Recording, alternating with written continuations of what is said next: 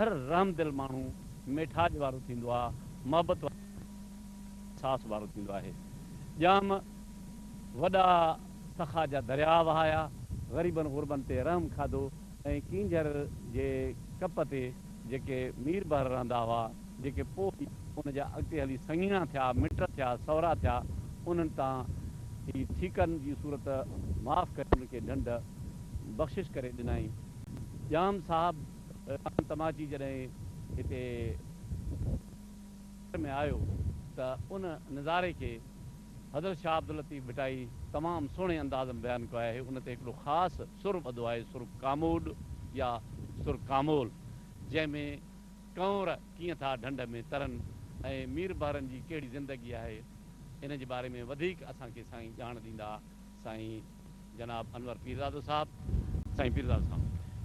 इंदड़ साहब, कींझर G T वॾे में वॾी ढंढ आहे, मंछर ऐं हमल ढंढ खां पोइ। कींझर हिकिड़े मुहाणे जो नालो हो, जंहिंजे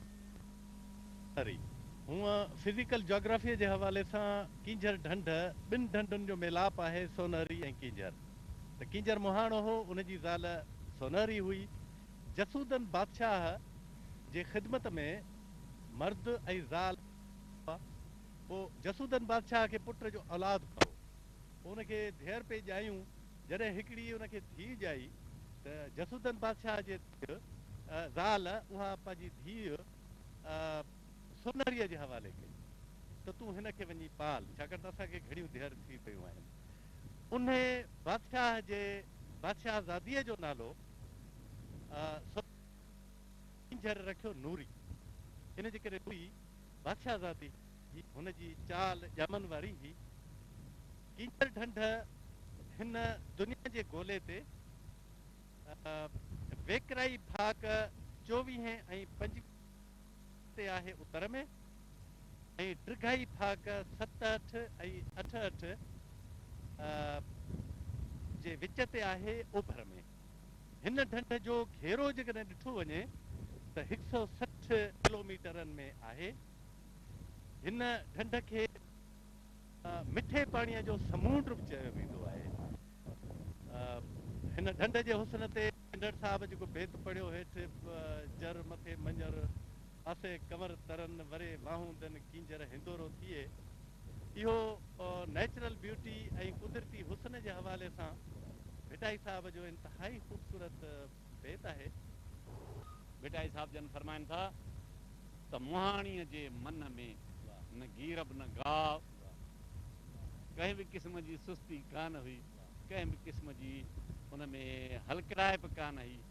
नेणनि सी नाज़ करे रिझायई ना रा, ही सभु अखियूं आहिनि जेके अॻ में अटकनि थियूं ऐं दीदुनि जूं दुनालियूं वॾनि वॾनि कुंदरनि खे कुही विझनि थियूं। सो बादशाह हुन जे दीदुनि जे दुनालनि हथकाए विधो ऐं नेणनि सी नाज़ करे रिझायई रा, समूं सभिनि मुलाम, सभिनी विचां हेरायई हिरफत थी। तो साईं, हीअ कींझर ढंढ जेका आहे, इहा पाणीअ जंहिंसां भरिजे थी, उहो पाणी हिकिड़ो त जबलनि मां थो अचे, ऐं ॿियो कलरी बघाड़ कैनाल कोटड़ी बैरेज खां निकिरी ऐं सिंधू दरिया जो पाणी हिन ढंढ में विझे थो। हिन ढंढ मां पाणी निकिरी हाले जी ढंढ में वञे थो, जंहिंखां पोइ गुजो कैनाल जे थ्रू उहो कराचीअ खे पीअण जे लाइ पाणी सप्लाई थिए थो। सिंध जो हिकिड़ो नाज़ आहे ही ढंढ, ऐं ठटे ज़िले जो हिकिड़ो शान आहे। हिते तमामु घणा सयाह अचनि था तफ़रीह जे लाइ। हिन ढंढ जे हुस्न जो आलम इहो आहे त हिन ते सिज उभरण जो नज़ारो तव्हां ॾिसो, सिज लहण जो नज़ारो तव्हां ॾिसो। सिज लहण खां पोइ जॾहिं सिज बिल्कुलु ई लही थो वञे, उन खां पोइ बि अलाए केतिरा रंग हिन जे मथाछिरे ते उभरी अचनि था। ईअं में कींझर चवंदा के सच सभई ॻाल्हड़ी, जामा आगे जे जायूं तुंहिंजी निर्त नूरीअ ते न आहे, न ॻोठ न गंजरी न की वञनि विहां, से कींझर कंदियूं काह जन तमाचीअ तखे। जहिड़ी सूंहं संध्यास तहिड़ो कींझर में की न ॿियो, रीस राणियुनि छॾी विही की न वटास, मॾ मियाणियूं मकड़ियूं मिड़ई माफ़ थियास, मोर छल मथास उभो तमाची ते हणे।